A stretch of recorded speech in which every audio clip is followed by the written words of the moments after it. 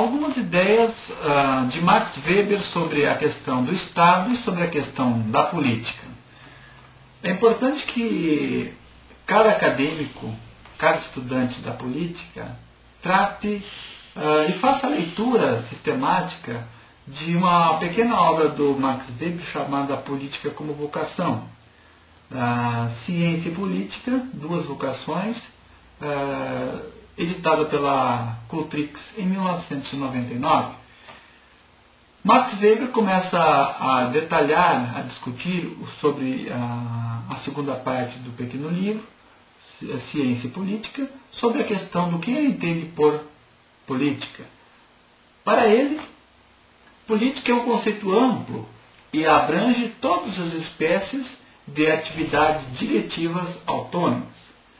Entendemos por política apenas a direção do agrupamento político, hoje denominado Estado, ou a influência que se exerce em tal sentido. Estado, para Weber, não se deixa definir a não ser pelo específico meio que lhe é peculiar. Que meio é esse? Peculiar a todos os grupos políticos, ou seja, o uso da coação física. Para Weber, o Estado é esse instrumento burocratizado que detém o monopólio da força e o ordenamento jurídico. Está ligado, então, o Estado à força, que está ligado à violência, que está ligado a certos instrumentos do Estado que conduzem o monopólio da força. O Estado contemporâneo não deixa de ser essa comunidade humana que vive num determinado território. Esse território é habitado por pessoas, reivindica o monopólio do uso legítimo da violência física. E a política é um conjunto de esforços feitos com vistas a participar do poder ou influenciar a divisão do poder, seja entre estados, seja no interior de um único estado. Também Weber define o que seja o homem político. Todo homem que se entrega à política aspira a chegar ao poder, seja porque o considere como instrumento a serviço da consecução de um outro fim, ideais ou egoístas, seja porque deseje também o poder pelo poder, para gozar desse sentimento de prestígio que ele confere. Ter o poder político é ter prestígio. No Estado, consiste-se em uma relação de dominação de um homem sobre o outro, fundado no instrumento da violência legítima. Também algumas razões que Weber justifica a dominação, fundamentos da legitimidade. Primeiro, o poder tradicional, que seriam os donos das terras, poder carismático, exercido pelo profeta ou pelo dirigente guerreiro eleito, que é esse soberano escolhido também através do plebiscito, pelo demagogo ou pelo dirigente de um partido político. E, por último, o poder de legalidade, que é essa autoridade fundada na obediência, que reconhece obrigações conforme os estatutos estabelecidos.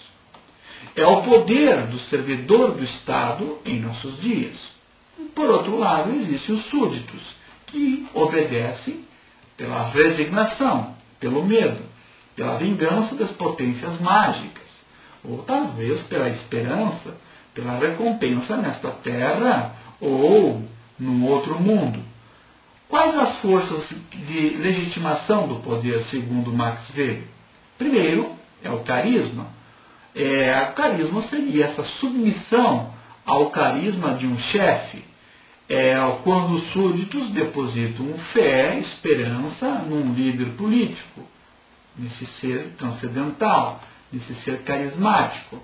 Segundo, forma da legitimação do poder é a autoridade. De que modo conseguem as forças políticas dominantes afirmar as suas autoridades? As atividades dos súditos se orientam em função da obediência devida aos senhores. A dominação organizada necessita de um Estado maior administrativo e dos meios materiais de gestão. O Estado moderno tem como característica a burocracia estatal. É esse poder centralizado, é esse agrupamento de dominação que apresenta um caráter institucional que procure monopolizar, nos limites de um território, a violência física legítima como instrumento de domínio e que, tendo esse objetivo, reúne nas mãos dos dirigentes os meios materiais de gestão dessa violência. Weber também faz a distinção entre políticos profissionais. Como no Estado moderno, surge a classe dos políticos profissionais que estão a serviço dos príncipes. As formas de participação política seria através do voto periódico em candidato através das urnas. Outros fazem da atividade política uma profissão secundária. É o homem de confiança ou de membros dos partidos, que são os auxiliares, que só ocasionalmente se dedicam à política. Mas há também duas maneiras de fazer política. Há uma maneira daqueles que vivem para a política, isso é, se dedicam, se empenham para o bem comum. Outros vivem da política, tentando usufruir dos meios da política. Diz Weber que aquele que vive da política é aquele que vê na política uma permanente fonte de renda. Aquele que vive para a política seria o contrário, aquele que tem um objeto bem mais abrangente de visão política.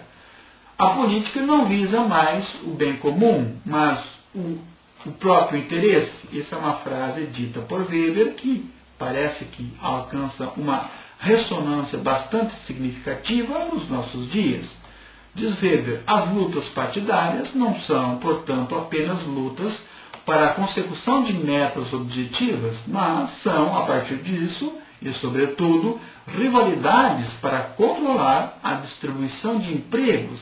Isso significa afirmar que quem está na política, quem se empenha pela política, muitas vezes está tentando sobreviver através dos seus salários oriundos da política. A política, então, virou uma preocupação única em distribuir empregos. Diz Weber, na Alemanha, todas as lutas entre as tendências particularistas e as tendências centralistas giram em torno desse ponto, conseguir empregos. E os partidos, quais seriam as funções dos partidos? Para Weber seria única e exclusivamente distribuição desses empregos através dos cargos de confiança.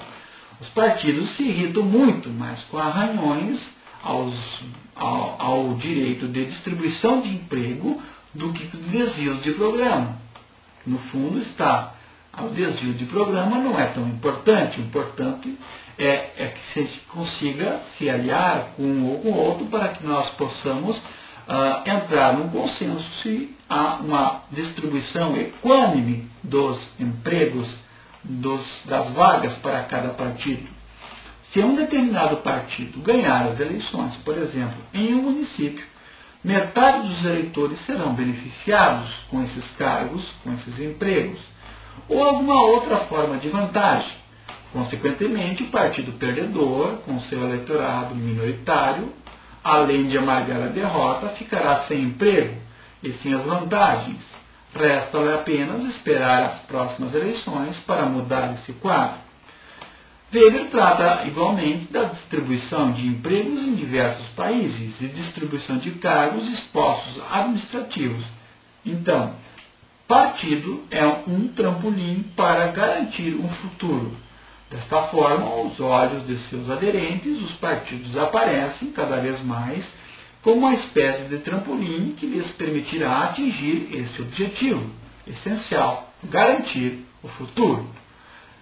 Político também está ligado ao ser demagogo. Para Weber, na Grécia, Péricles, que foi o grande estruturador da democracia ateniense, ocupou a única função eletiva existente, a de estratégia superior.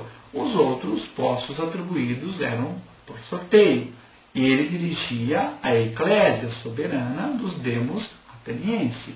Na modernidade, modifica o publicista político, ou o marqueteiro, ou o jornalista, ganhará relevância bastante interessante dentro desse quadro. Por isso que, muitas vezes, nós afirmamos que a política entra em decadência e sobressai hoje o marketing político, a imagem política ou o texto jornalístico político, que vai elevar um personagem ou vai elevar uma doutrina, uma ideologia desse partido. Os militantes de um determinado partido esperam sempre compensações pessoais, consequentemente, a partir dos trabalhos empenhados. Os militantes, diz Weber, em especial esses funcionários, dirigentes de partidos, esperam naturalmente que o triunfo do chefe lhes traga compensação pessoal, posições ou vantagens outras. E muitas pessoas acabam vivendo da política dos partidos. Cita Weber, a máquina exigia grande número de pessoas para o seu funcionamento. Nesse momento, cerca de 2.000 pessoas vivem na Inglaterra diretamente da política dos partidos. Há quem diga que dentro da estrutura de um governo que acaba de entrar no Brasil, para o preenchimento de cargos de confiança no primeiro, segundo e terceiros escalões, aproxima-se de 20.000 vagas que devem ser preenchidas por esses partidos. Por isso, a competição, por isso a necessidade de alianças, de conveniências políticas para acabar acalmando todos os grupos, todos aqueles que esperam ser preenchidos aos cargos dos seus partidos.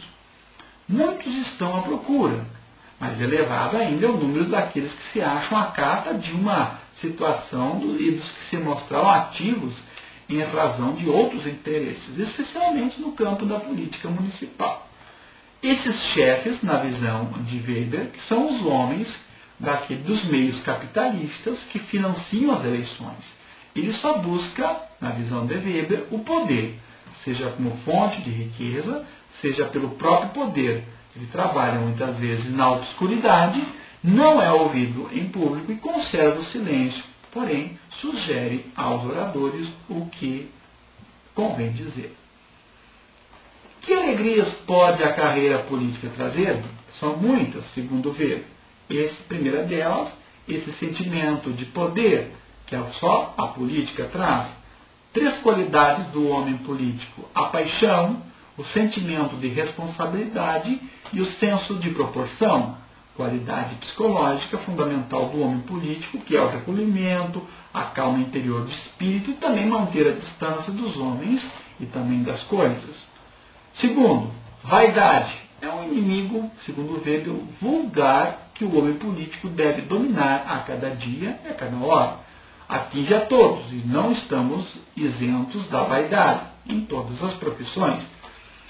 Nos meios científicos e universitários, ela chega a constituir-se uma espécie de moléstia profissional. Grupos, pessoas que se digladiam entre departamentos, se tornam inclusive inimigos teóricos e pessoais em decorrência de vaidades, de lutas de egos, disputas por egos. Há que não cair no erro de justificar-se também, segundo Weber, perante a própria consciência. Ele dá o exemplo do homem que abandona sua mulher e justifica dizendo que não a amava, por isso teve que lhe abandonar.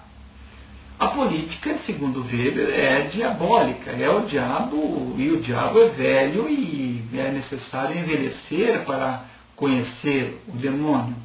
E a política, muitas vezes, é um esforço tenaz, energético, para atravessar vigas de madeira.